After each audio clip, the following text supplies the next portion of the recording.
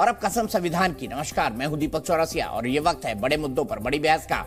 बहुत जल्द देश में अंग्रेजों के बनाए 3 बड़े कानून खत्म हो जाएंगे और उसकी जगह नए भारत के नए कानून ले लेंगे। इसका मतलब ये हुआ कि आईपीसी यानी इंडियन पीनल कोड, सीआरपीसी यानी क्रिमिनल प्रोसीजर कोड और तीसरा इंडियन एविडेंस एक्ट, ये तीनों पुराने कानून खत्म हो जाएंगे। इनकी जगह भारत सरकार के बनाए 3 संशोधित कानून प्रभावी होंगे। इसके लिए आज गृह मंत्री अमित शाह ने लोकसभा में 3 विधेयक पेश किए और कहा अंग्रेजों के कानून में ब्रिटिश प्रशासन की रक्षा करना और उसे मजबूती देना कानून का मकसद था। जनता को न्याय से उसका सरोकार नहीं था। लेकिन 3 नए संशोधित कानून भारतीय नागरिकों के अधिकार की रक्षा करेंगे। लेकिन सरकार की इस कोशिश से एआईएमआईएम के मुखिया बैरिस्टर ओवैसी साहब नाराज है। उन्होंने आरोप लगाया कि नए कानून से सरकार को गैर जरूरी ताकतें मिलेंगी और जनता के अधिकारों के साथ खिलवाड़ होगा। सवाल ये उठता है कि असदुद्दीन ओवैसी के आरोपों के मायने क्या है? कानून में सुधार पर आखिर तकरार क्यों है? आखिर नए कानून पर आपत्ति क्यों जताई जा रही है? करेंगे विस्तार से चर्चा, लेकिन इससे जुड़ी एक खबर देख लेते हैं। अंग्रेज पार्लियामेंट ने बनाए हुए कानून के आधार पर इस देश की क्रिमिनल जस्टिस सिस्टम चलती रही। इसकी जगह भारतीय आत्मा के साथ ये 3 कानून अब प्रस्तावित होंगे। तीनों कानूनों को रिप्लेस कर इनकी जगह जो 3 नए कानून बनेंगे उनकी आत्मा होगी भारत के नागरिकों को संविधान प्रदत्त सारे अधिकार जो मिले हैं इसकी सुरक्षा। इसके माध्यम से एक वैज्ञानिक साक्ष्य, एक साइंटिफिक एविडेंस पुलिस के पास होगा जिसमें कोर्ट में दोषियों को बरी होने की संभावना बहुत कम हो जाएगी। टोटल 313 बदलाव है मान्यवर, और मैं इतना कह सकता हूं कि हमारी न्यायिक दंड प्रक्रिया क्रिमिनल जस्टिस सिस्टम के अंदर आमूलचूल परिवर्तन होगा।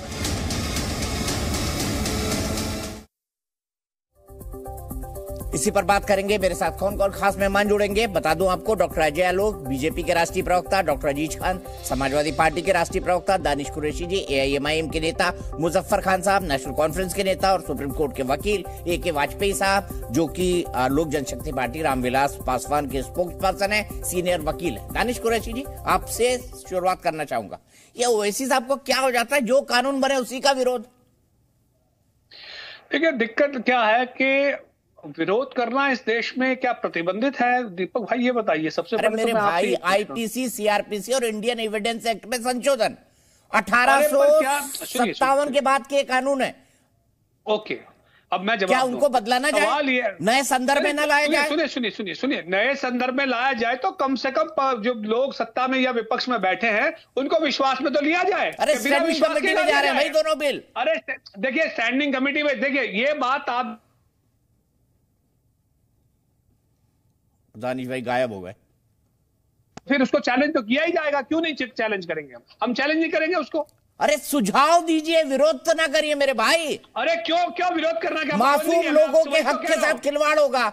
नहीं, बिल्कुल होगा। अरे इंडियन पीनल कोड, भारतीय दंड संहिता, इससे मासूम लोगों का क्या लेना देना? जो अपराधी है उसका ही लेना देना होगा। अरे सुनिए मेरी बात, मासूम लोगों को जब तक आपका अदालत का फैसला नहीं आ जाएगा, उससे पहले तो वो मासूम ही है ना, कि उससे पहले आप अदालत में यही फैसला कर देंगे दीपक भाई कि आपने फैसला सुना दिया, काम खत्म हो गया। यही तो दिक्कत है। गजब, दानिश भाई कैसी बातें करते हैं आप? कि आप अदालत के पहले ही सारा मामला खत्म कर देना। अच्छा, ये बताइए, कानून ही बना। दानिश कुरैशी जी बताइए, आईपीसी है क्या और सीआरपीसी है क्या? देखिए आईपीसी और सीआरपीसी क्या है, सुनिए मैं आपको एक बात बताऊं। और इससे मासूम लोगों का क्या मतलब, ये भी बताइए जरा मुझे। क्यों मासूम लोगों की बात नहीं है? मैं वही तो समझ में नहीं आ रहा आपको कि क्या आईपीसी और सीआरपीसी का इस्तेमाल करने जिन पर होने वाला है, क्या सारे ही लोग गुनाहगार हैं? क्या उसमें बेगुनाह लोग नहीं होंगे? क्या अगर आपके ऊपर खिलाफ या मेरे खिलाफ मतलब सरकार, संसद जो कानून बनेगा उससे सब मासूम लोगों को सजा मिल जाएगी? क्या भड़काते हैं, क्या बहकाते हैं आप लोग? संसद जो बात है, सुनिए, संसद जो कानून बनाएगा वो मान लेना जरूरी नहीं है। हमने माने कितने सारे कानून, अब से पहले देश जब से आजाद हुआ तब से लेकर कितने सारे कानून में संशोधन हुआ, कितने सारे रिपील हुए, कितने नए बने, सारी चीजें आपके सामने। तो आप ये मत कहिए कि भाई कानून बना है इसलिए मान ही लेना जरूरी है। हमने यहां नहीं देखा, अभी किसानों के मामले में नहीं देखा, हमने क्या देखा? सही है। बिल्कुल मानना ही पड़ेगा आपको, सही है, शुक्रिया इसके लिए। सही है, सही है, सही है तारिश भाई।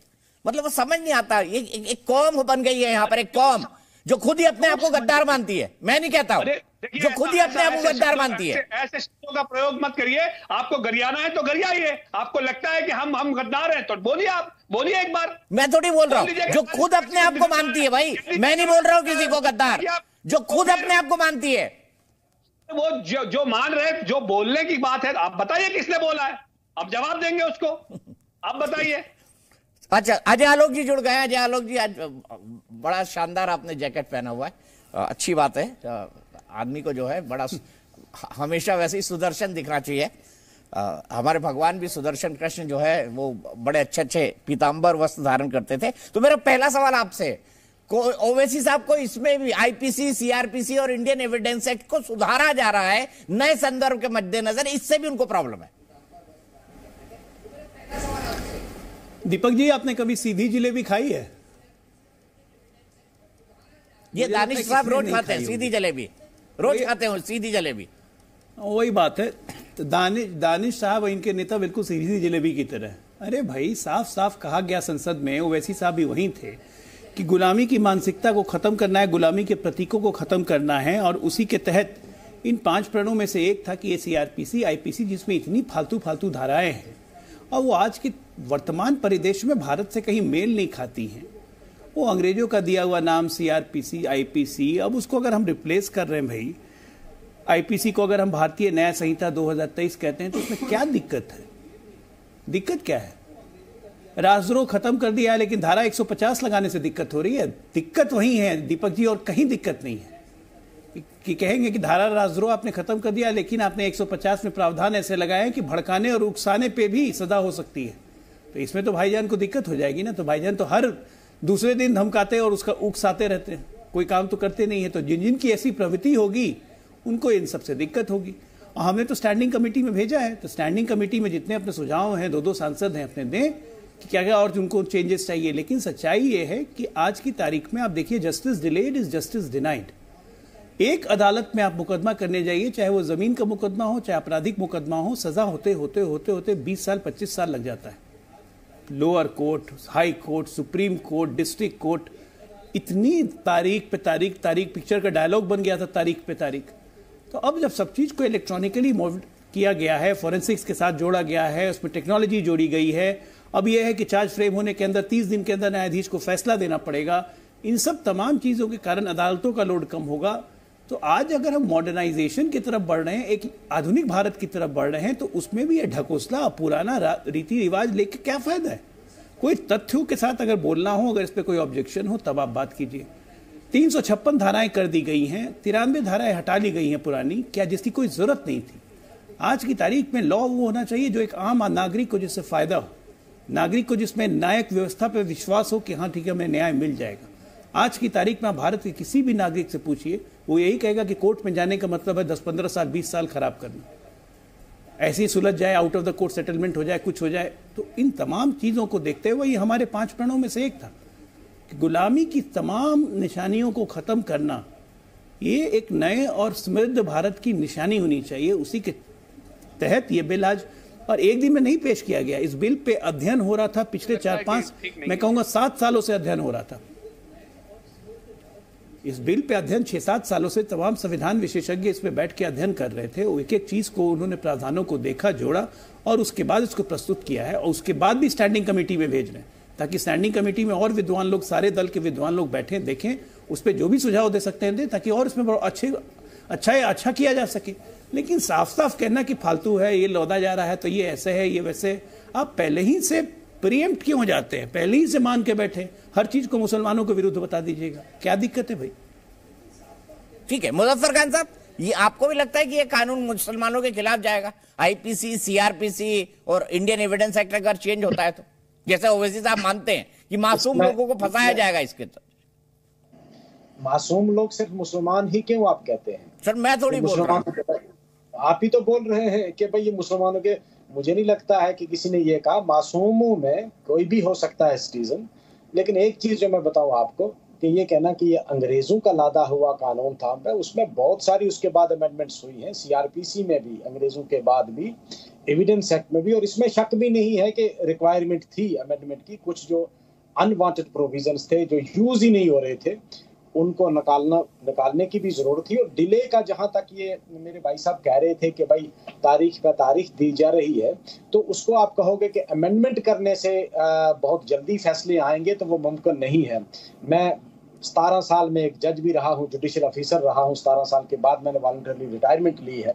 मैं इस चीज़ को अच्छी तरह से समझ सकता हूँ कि जब तक आप हमारे भारत देश में जज पॉपुलेशन रेशो को मेंटेन नहीं करोगे, तब तक आप कहोगे कि टाइम पे कोई फैसला हो सके, पॉसिबल ही नहीं। कानून बदलने से जब तक कि आप जजेस की रेशो नहीं बढ़ाओगे, कि जितनी पॉपुलेशन के लिहाज से, जिस तरह अमेरिका में जज पॉपुलेशन की एक रेशो है, बाकी जितने भी कंट्रीज हैं वहां हम कहते हैं कि भाई अगर मर्डर का फैसला भी है तो विद इन टाइम पीरियड जो है मर्डर का फैसला आ जाता है। उसकी वजह ये है कि वो रेशो मेंटेन रखते हैं कि इतनी पॉपुलेशन के लिए इतने जज होंगे। अच्छी बात है, कुछ चीजें एविडेंस एक्ट, हालांकि एविडेंस एक्ट में जो मुझे समझ में आता है, जो जितना मैंने समझा है उसको, एविडेंस एक्ट में कुछ चीजें थी, जिस तरह एक अभी भी एक प्रिजम्पशन की एक क्लास थी, किसी की नजर उस पर नहीं पड़ी होगी, कि पार्लियामेंट कौन सी, यूके की पार्लियामेंट जो कानून बनाएगी, और यूके का जो प्रिजम्पशन था वो अभी भी हमारे कानून में पेंडिंग था जो अंग्रेजों ने बनाया।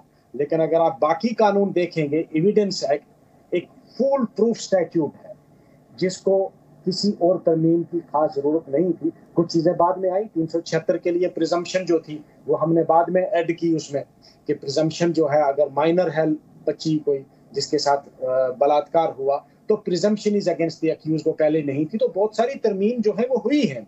सीआरपीसी में तो बहुत तरमीम हुई है और मुख्तलिफ स्टेट्स ने भी की है।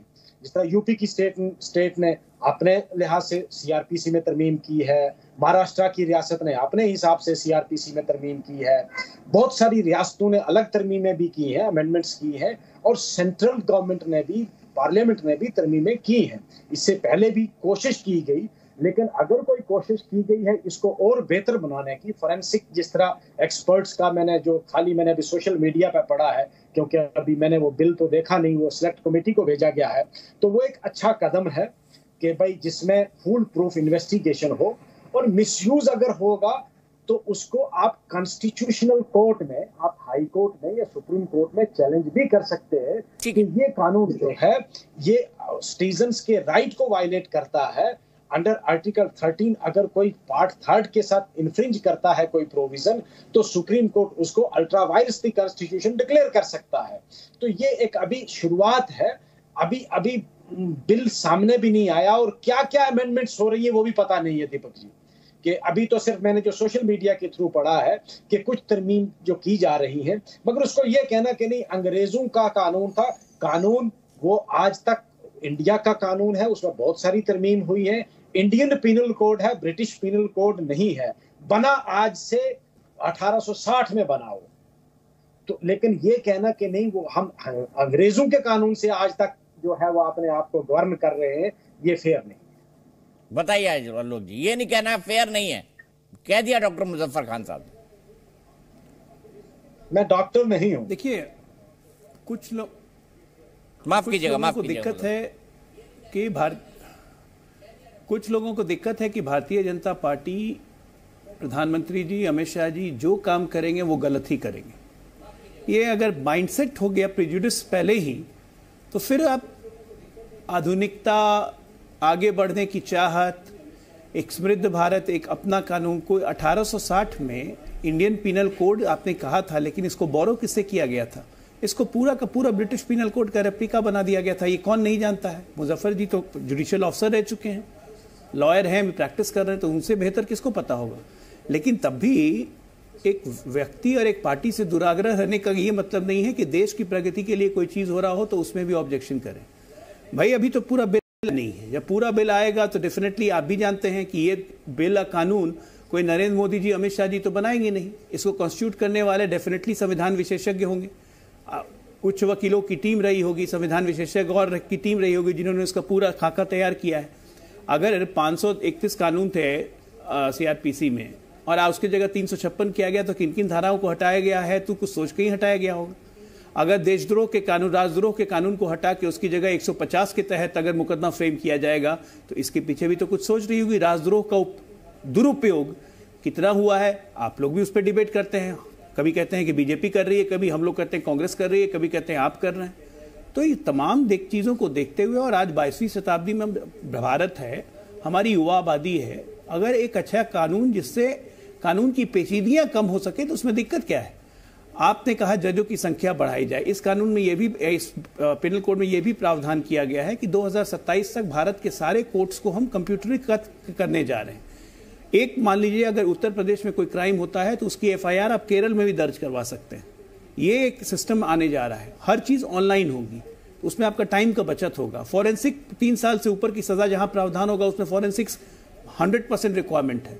पुलिस को अपनी जांच सबमिशन रिपोर्ट तुरंत करनी होगी, गिरफ्तारी की सूचना आपको 6 घंटे के अंदर परिजनों को देनी है। तो ये सब तमाम फैक्टर्स हैं जिसके कारण आप ये कह सकते हैं कि एक अभूतपूर्व जुडिशियल रिफॉर्म्स है ये, और अभूतपूर्व सीआरपीसी और आईपीसी का रिफॉर्म है ये। तो रिफॉर्म से क्यों चिढ़े भाई? रिफॉर्म नहीं करेंगे तो देश आगे कैसे बढ़ेगा? रिफॉर्म करेंगे तभी तो परफॉर्म कर सकते हैं। ठीक है, मैं डॉक्टर अजीज खान साहब के पास चलता हूं। डॉक्टर अजीज खान साहब, आपकी पार्टी की क्या राय है? CrPC, Indian evidence act, IPC में जो बदलाव हो रहे हैं समय के हिसाब से। देखिए दीपक जी, अभी 2-3 बातें मैं सुन रहा था अजय आलोक जी का। वो कह रहे थे साहब ये अभूतपूर्व बदलाव होने जा रहा है। खैर वो बिल आएगा, डिसाइड होगा क्या क्या चीजें तरमीम करना चाहते हो, क्या सारी चीजें। देखिए एक बात बहुत स्पष्ट है कि बीजेपी जब भी कोई काम करती है तो उसका मकसद, उसकी नीयत पर कहीं ना कहीं सवाल खड़ा होता है। नो डाउट चीजें, बहुत सारी ऐसी चीजें हैं, बहुत सारे आईपीसी सीआरपीसी में बहुत सारी ऐसी धाराएं हैं जो निश्चित तौर पे उसमें बदलाव आनी चाहिए। लेकिन सवाल इस बात का पैदा होता है कि बीजेपी की नीयत क्या है, सोच क्या है। अभी मुजफ्फर साहब को मैं कह रहा था, सुन रहा था, अभी अजय आलोक जी ने कहा साहब तमाम कोर्ट में जो लगातार केसेस लगते हैं, लंबी प्रक्रिया चलती है, वो कम हो जाएगी। क्या इसमें बदलाव आने से प्रक्रिया कम हो जाएगी? कैसे कम हो जाएगी? प्रक्रिया कम नहीं होगी। प्रक्रिया कम करने के लिए कोई ऐसी प्रक्रिया आप नहीं ला रहे हैं, आप कह रहे बदलाव। और बदलाव में निश्चित तौर पे मैं जहां तक समझ पा रहा हूं, और देश की जनता बीजेपी को देख रही पिछले 10 सालों में, कि जब भी बीजेपी कोई कानून लाती है तो उसका कोई मकसद अलग तरीके का होता है, जनता हित नहीं है, निजी स्वार्थ कहीं ना कहीं है। और निजी स्वार्थ क्या हो सकता है? सीआरपीसी, आईपीसी, इंडियन एविडेंस में बदलाव में क्या निजी स्वार्थ होगा डॉक्टर साहब? दीपक जी क्या निजी स्वार्थ है, मुझे बताइए इसमें। अरे सुनिए ना, अरे सुनिए, क्या निजी स्वार्थ है? हाँ हम बता रहे हैं, सुन लीजिए। देखिए वो कानून लाएगी जो कहीं ना कहीं ये जात विशेष, धर्म विशेष को टारगेट किया जाएगा, और वो निर्दोष लोगों को कहीं ना कहीं फंसाने का माध्यम होगा। मेरी बात सुनिए आप, कहीं ना कहीं। लेकिन एक बात आप जानिए कि जो भाई हुआ इससे पहले साहब ने आपको भी इंजेक्शन लगा दिया है। डॉक्टर साहब आप, अरे सुनिए, आपका भी दिमाग का इलाज कर दिया। अरे दीपक जी सुनिए ना, इनका चरित्र ये रहा है, वो चरित्र का बखान मैं कर रहा हूं। चरित्र ये रहा है, अभी तक जो बदलाव ये लाए, कृषि कानून लाए, कितना ज्यादा स्टडी किया, कितना चर्चा किया, क्या हुआ? बहुत खूब हल्ला हुआ, वापस लेना पड़ा। सब कितने लोग विशेषज्ञ लगे थे, तमाम किसान लग गए थे, और विशेषज्ञ लगे। कानून बदलाव भाई, किसान की बात अलग है, आईपीसी, सीआरपीसी ये अलग है, एविडेंस एक्ट अलग है मेरे भाई। डॉक्टर साहब अरे कह तो रहे थे, नोटबंदी लाए थे, नोटबंदी जो बदलाव होने जा रहा है देश में, बड़ा बदलाव हो गया। अरे सुनिए ना मेरी बात। अरे ये हंसने की बात नहीं है। अजय आलोक जी बता दीजिए, आपका निजी स्वार्थ है भाई इसके विजय लाने की, निजी स्वार्थ है। आपत्ति हमारी ये है कि इनकी नियत। देखिए अजीज खान साहब ने, अच्छा ठीक है, अब रुक जाइए, अजीज साहब रुक जाइए, आप हमारे बड़े अजीज हैं, बीच में ना बोलिए, रुक जाइए, आप स्काइप पे जुड़े हुए हैं। डॉक्टर साहब, अजीज भाई ने कहा कि हमारी नीयत में खोट है, बीजेपी हमेशा कुछ करती है तो उसकी नीयत में खोट रहता है, वो धर्म विशेष, जाति विशेष करती है। समस्या है कि आप फिक्स माइंड हैं सर, आप लॉक्ड माइंड हैं बीजेपी के लिए। ये देश कहां से कहां बदल गया 9 साल में, ये भी आप एक्नॉलेज नहीं कर सकते हैं कि देश प्रगति कर रहा है, हम एक आर्थिक महाशक्ति बन चुके हैं, हम विश्व की एक महाशक्ति बन चुके हैं। ये भी आपको डाइजेस्ट नहीं हो रहा है कि ये बीजेपी ने कहां कर दिया, ये तो अपने आप हो गया। जैसे आपके गठबंधन के लोग कहें ना कि हम 5वीं अर्थव्यवस्था बन गया, ये तो अपने आप हो गया। हम 3री बन जाएंगे, वो तो फॉर्मूला है जी, अपने आप हो जाएगा, हलवा है। क्या बोलते हैं, कुछ भी बोलते हैं। आपकी बातें सुन के आज भारत की करोड़ों जनता सोच रही होगी कि बीजेपी से नफरत के इंतहा है। सीआरपीसी आईपीसी जो मेरे पे भी वैसे ही लागू होगा जैसे आप पे लागू होगा, तो फिर टारगेट करने की बात कहां से हो गई? किसको टारगेट करेंगे हम? भारतीय को ही टारगेट कर देंगे भारतीय के कानून से? आपकी सोच मतलब कितनी जहरीली हो गई है। और दूसरी बात कि 9 साल हो गए बीजेपी को देखते हुए, आराम से अभी 9 साल हो गए बीजेपी को देखते हुए, तो अभी आदत डालिए। अभी हम लोग कहीं नहीं जाने वाले हैं। 40-50 साल अभी हम ही लोग रहने वाले हैं। फिर कोई विकल्प आएगा, तब तक सपा उपा खत्म। घमंड देख रहे हैं दीपक जी, इसी को कहते हैं घमंड। घमंड तो बड़ों का चूर हो गया है। ऐसे कांग्रेस भी इमरजेंसी टाइम पे उसको घमंड नहीं, विश्वास। और कैसे वो धराशायी विश्वास, सुनिए ना सर, विश्वास, देश को आगे ले जाने का विश्वास। लंबा वक्त लगा था, सुनिए ना अजय जी, लंबा वक्त। धराशायी तो आप हो गए। वही हाल बीजेपी का होने जा रहा है। धराशायी कहाँ उठी का? अरे साहब स्वयं आप खुद स्वघोषित आप विश्वगुरु हैं। स्वघोषित कौन मान रहा है विश्वगुरु आपको? आप खुद ही कह रहे हैं विश्वगुरु हैं। अब आप खुद ही को विश्वगुरु कह रहे हैं। आप भी तो मानने शब्द में तो आ गए ना जाल में कि विश्वगुरु, स्वघोषित विश्वगुरु। आपके भी दिमाग में इन्होंने विश्वगुरु भर दिया ना। सर हकीकत ये है कि एक तरफ मणिपुर चल रहा है, देश में नफरत का माहौल पैदा है, तमाम गरीब। अरे जो उसके दोषी है उनको सजा देने के लिए तो उसका इस्तेमाल होगा sir. IPC, CrPC, Indian evidence act. गरीब भुखमरी के कगार पर। डॉक्टर साहब मेरे को लगता है समाजवादी पार्टी का पढ़ने लिखने से कोई लेना देना नहीं है। डॉक्टर साहब आपकी बात सुन के लग रहा है कि समाजवादी पार्टी का पढ़ने लिखने से कोई लेना देना नहीं है।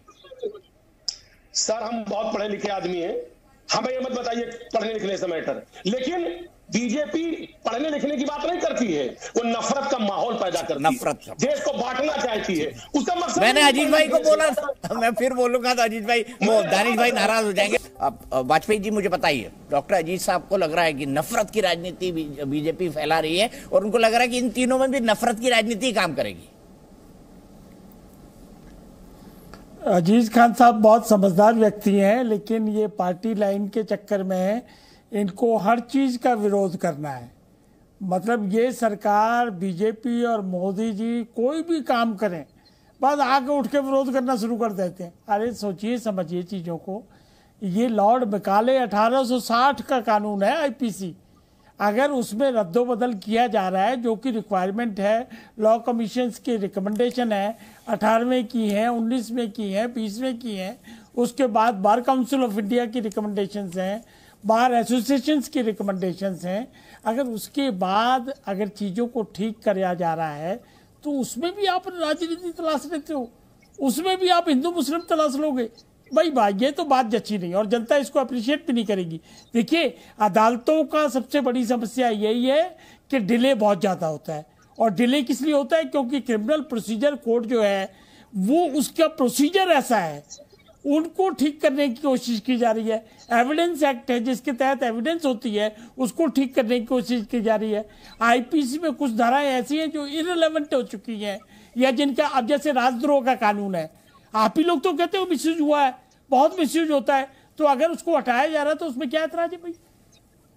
मतलब हम ये जानना चाह रहे हैं कि ऐसी सब्जेक्ट पे, अच्छा ये सबके लिए लागू है, हिंदू मुस्लिम सिख ईसाई क्रिश्चियन सबके लिए बराबर है, पूरे हिंदुस्तान में लागू है। मतलब इसमें तो सजेशन दोगे ना, या उसको कड़क से जोड़ दोगे मासूमियत से, या कम्युनिटी से जोड़ दोगे, या मुस्लिम से जोड़ दोगे। मतलब हम तो भाई इस चीज को तो कोई अप्रिशिएट करने जा नहीं रहा है। देखिए ये सरकार का, मैं बार बार कहता हूँ, यही विजन है और काम करने की क्षमता है और सोचने की और काम करने की शक्ति है, वो इसमें झलक रही है। ये कोई जत्था है, जैसे बक्खियों का जत्था नहीं होता, इसमें कोई हाथ नहीं डाल रहा। 60 साल से सरकारें रही, कांग्रेस की भी रही, हमारी भी सरकारें आई, लेकिन किसी ने इसको सुलझाने की कोशिश नहीं की। तो हम यही कह रहे हैं कि ये सरकार का विजन है, ये सरकार हिम्मत रखती है, ये सरकार शक्ति रखती है और काम करने की क्षमता है, इसीलिए उसका आत्मविश्वास भी झलकता है।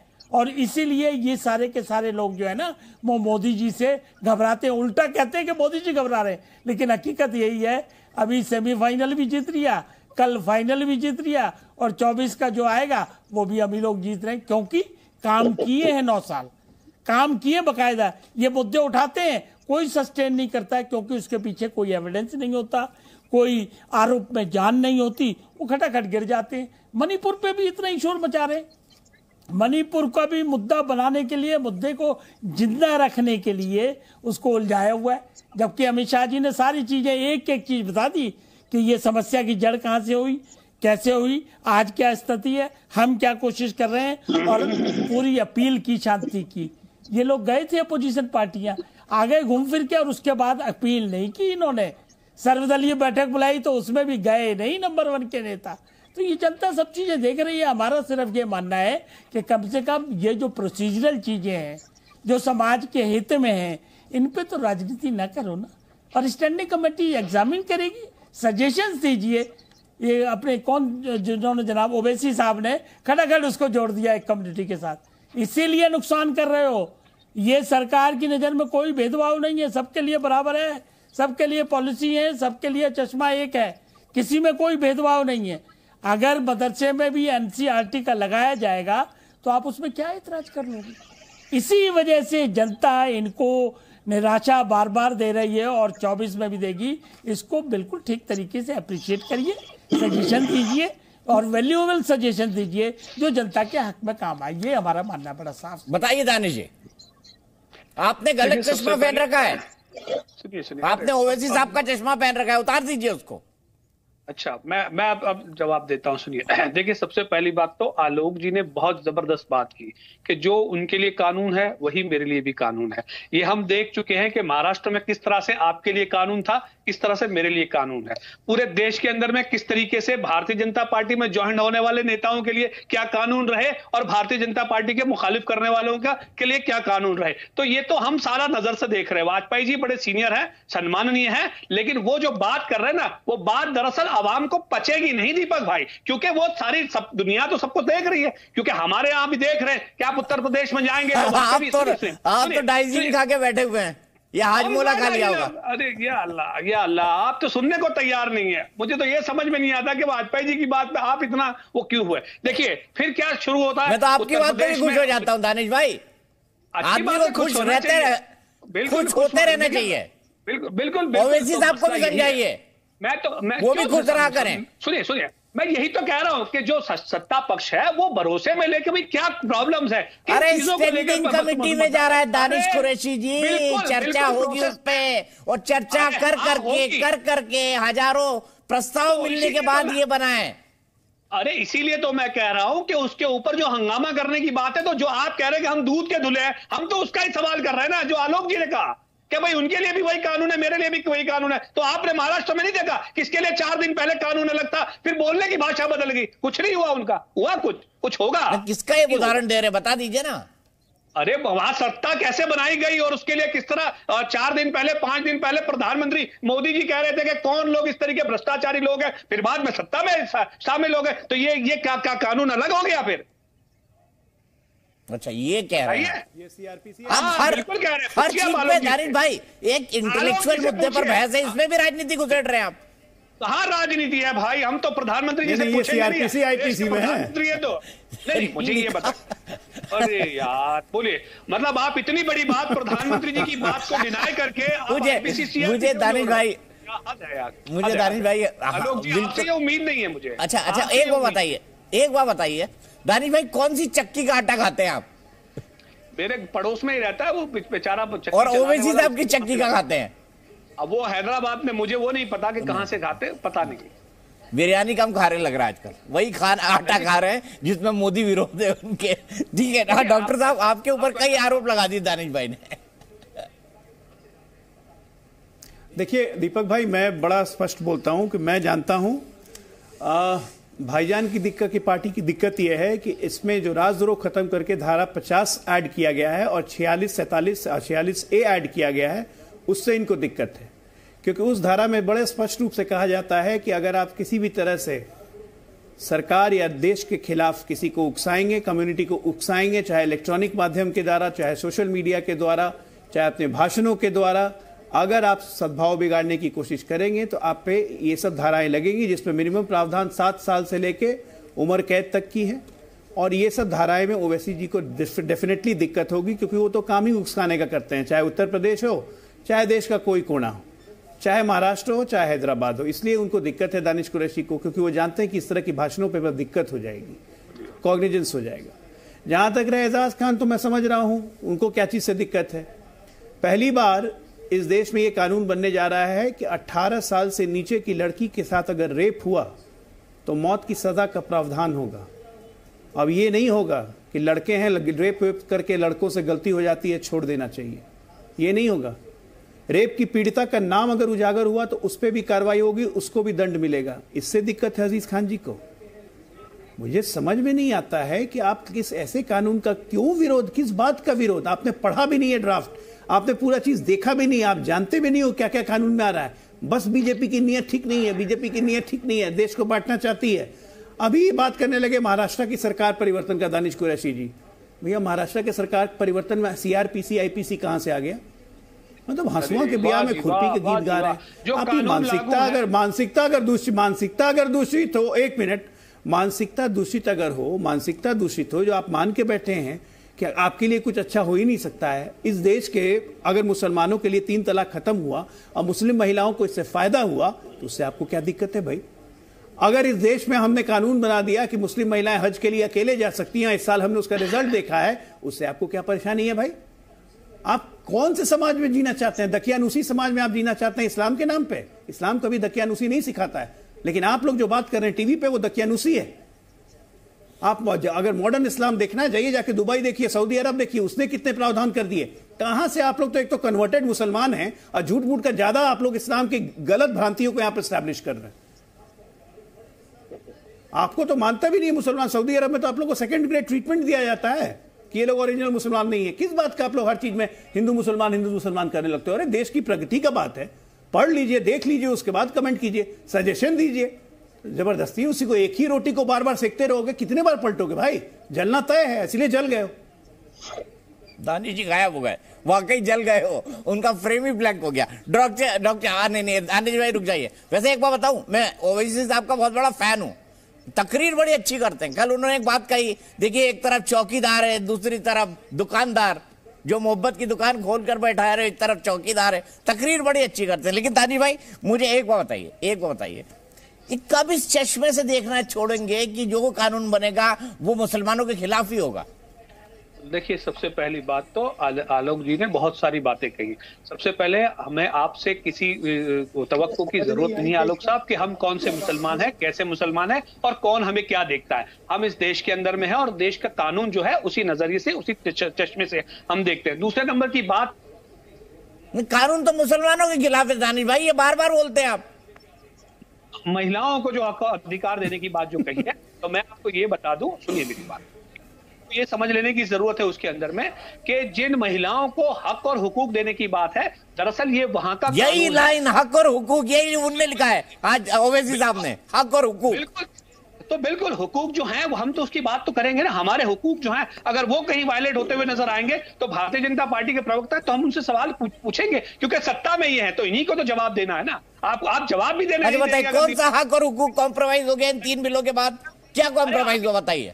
आगे तो सुनिए। अब सवाल उन्होंने जो कहा है कि बिना महरम के जो महिला के जाने की बात है, तो ये दरअसल ये वहां का कानून है। अगर वहां पाबंदी होती तो क्या आप समझ लिए क्या जबरदस्ती कोई किसी को भेज सकता? तो ये जो बेवकूफ बनाने की राजनीति भारतीय जनता पार्टी और उनके नेता जो करते हैं ना, ये आपको समझ लेने की जरूरत है। दूसरे नंबर की बात, आप जो कह रहे हैं कि भारतीय जनता पार्टी की जो राजनीति पर जो सवाल है वो सवालों के घेरे में इसीलिए है कि आपका जो प्रोविजन आप करने की सोच रहे हैं कि भाई 7 साल से लेके कि उम्र कैद की सजा तक, तो सवाल आप यही ले जाके खड़े करना चाहते हैं कि अल्टीमेटली जिस तरीके से डिस्क्रिमिनेशन हो रहा है मुसलमानों के साथ, हम नहीं देख रहे हैं क्या? आप नहीं देख रहे इस देश के अंदर में क्या किस तरीके के हालात बने हुए हैं? आपको नहीं पता चलता?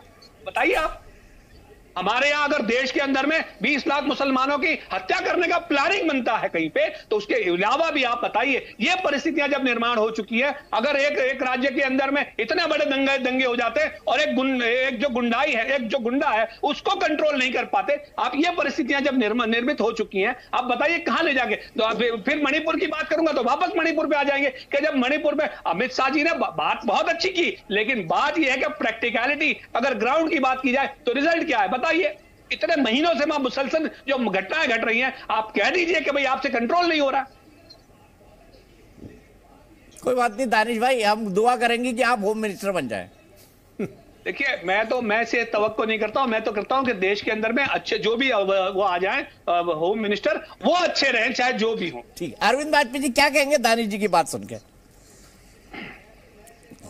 दानिश जी जानबूझ के नासमझी की बातें कर रही हैं। हम ये कह रहे हैं कि अगर देश में लिंचिंग होना बंद हो जाए तो उसमें इनको क्या ऐतराज है, बताइए, पूछिए। ये अभी मेरे इस पे टेलीफोन पे मैसेज आया है, गुड़गांव में एक हिंदू जो चीफ एडिटर है किसी चैनल का, नाम नहीं लूंगा, उसको उठा के ले गए।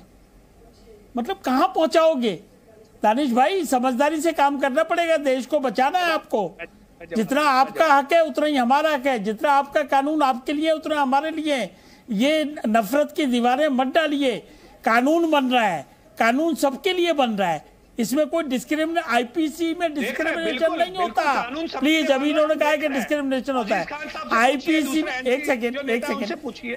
अरे क्राइम में रोल होता है, कौन आदमी ने क्राइम किया उसका क्या रोल है ये होता है, उसमें डिस्क्रिमिनेशन नहीं होता। एक ही मर्डर में अगर 3 लोग इन्वॉल्व हैं तो 2 को जमानत मिलती है, 1 को नहीं मिलती। बैठे हुए जज साहब, देखिए हम ये कह रहे हैं कि अगर लॉ कमीशन की रिकमेंडेशन के बेस पे जो धाराएं इरेलेवेंट हो चुकी हैं, क्योंकि डिजिटल युग आ गया है, सोशल मीडिया का युग आ गया है, टेलीविजन का आगे कहां पहुंच गया है, तो उसके हिसाब से अगर बदलाव की जा रहे तो उसमें भी ऐतराज है आपको। देश को तरक्की वाकई करनी है और तरक्की हुई है 9 सालों में। 5वीं सबसे बड़ी अर्थव्यवस्था बन गए हैं हम। अरे पहले सपना देखोगे, फिर प्लान बनाओगे, फिर लागू करोगे, ये उसी का हिस्सा है, ये डेवलपमेंट के एजेंडे का ही हिस्सा है। बताइए दानिश, इसको कोई झुठला भी नहीं सकता इस बात को। देखिए मैंने तो बिल्कुल साफ तौर पर जो बात कही वाजपेयी जी के सामने, तो सवाल यही आके खड़ा है कि जो शक के घेरे में जो पूरा मामला है भारतीय जनता पार्टी और उनकी जो पूरी पॉलिसी है, उसकी जो पॉलिटिक्स है, हम तो उसी की मुखालिफत कर रहे हैं। ठीक है, सवाल रह गई बात क्या सजेशंस की, और उनकी अपने अपने सजेशन जाएंगे, जो मुखालिफत है वो भी होगी। और अगर देखिए मुझे तो ये लगता है कि अगर किसी को और इसमें कुछ और इजाफा करना हो तो अल्टीमेटली अदालत का द्वार तो खुला ही है, तो ये सारे रास्ते तो खुले ही है। लेकिन सवाल ये है कि आपको अविश्वास की जगह विश्वास क्यों नहीं पैदा कर पा रहे, यही तो सबसे बड़ा प्रश्न है वाजपेयी जी। इसका जवाब नहीं है भारतीय जनता पार्टी के पास, बताइए आप। नहीं, मैं बताऊं इसका जवाब मैं देता हूं आज। अच्छा, अगर मोदी जी ना उल्टे खड़े हो जाएं, उल्टे खड़े हो जाएं, बोले ओवैसी साहब आइए आइए, तब भी आप नहीं मानेंगे, क्योंकि जिस दिन वो चले गए आपकी राजनीति खत्म हो जाएगी, आपकी दुकान बंद, आपकी दुकान बंद। आज के स्टेटमेंट के लिए दीपक भाई भारतीय जनता पार्टी के 1 सेकंड के लिए प्रवक्ता बने, बहुत शुक्रिया। नहीं, मैं आपको लॉजिक दे रहा हूं सर, बिना लॉजिक के बात नहीं करता, मैं सिर्फ लॉजिक दे रहा हूं, मैं कोई प्रवक्ता नहीं बना, ना मेरी बनने की इच्छा है। एक्सेप्टेबल लॉजिक, कोई दिक्कत नहीं है दादा। उल्टे भी लटक जाएं मोदी जी तो भी ओवैसी साहब नहीं मानेंगे, वरना दुकान बंद है। अजय आलोक जी, एक कंक्लूडिंग कमेंट आपका छोटा सा, मेरा वक्त खत्म हो गया। देखिए, इस देश के तो मुसलमान मोदी जी पे भरोसा करते हैं, क्योंकि दर 14 में भी और 19 में भी 10% और 16% मुसलमानों ने बीजेपी को वोट दिया, जो तमाम सर्वे कहते हैं। लेकिन इस देश के जो तथाकथित मुसलमान नेता हैं वो मोदी जी और भारतीय जनता पार्टी पे मर जाएंगे तब भी भरोसा उनको नहीं होगा। सऊदी अरब भरोसा कर सकता है मोदी जी पे, अपना सबसे अच्छा दोस्त भारत को कह सकता है। यूएई के जितने सूबेदार हैं सब मोदी जी पे भरोसा कर सकते हैं। इजिप्ट जो भारत के खिलाफ पाकिस्तान के साथ खड़ा था, उसकी जब हमने भूकंप पे मदद की, सुनामी मदद की, इजिप्ट भी भारत पे भरोसा कर सकता है। लेकिन भारत के ये जो तथाकथित मुसलमान नेता हैं जो अपने आप को सेक्युलरिज्म का नकाब डाल के इस देश में सिर्फ और सिर्फ आग लगाने का काम करते हैं, वो भरोसा नहीं करेंगे। आपका भरोसा चाहिए भी नहीं हमें साहब, हमें आवाम का भरोसा चाहिए। और यकीन मानिए, ठीक है, मुस्लिम अवाम हमारा वोट बैंक बनेगा अगले 5 सालों के अंदर। ठीक है, मैं यहीं पर रुकूंगा। अफसोस आज के लिए वक्त हमारे पास इतना ही है, लेकिन सोचिएगा दानिश जी, सोचिएगा जरूर। आईपीसी सीआरपीसी का किससे क्या काम है समझिएगा, और समझने के लिए जरूरी भी है।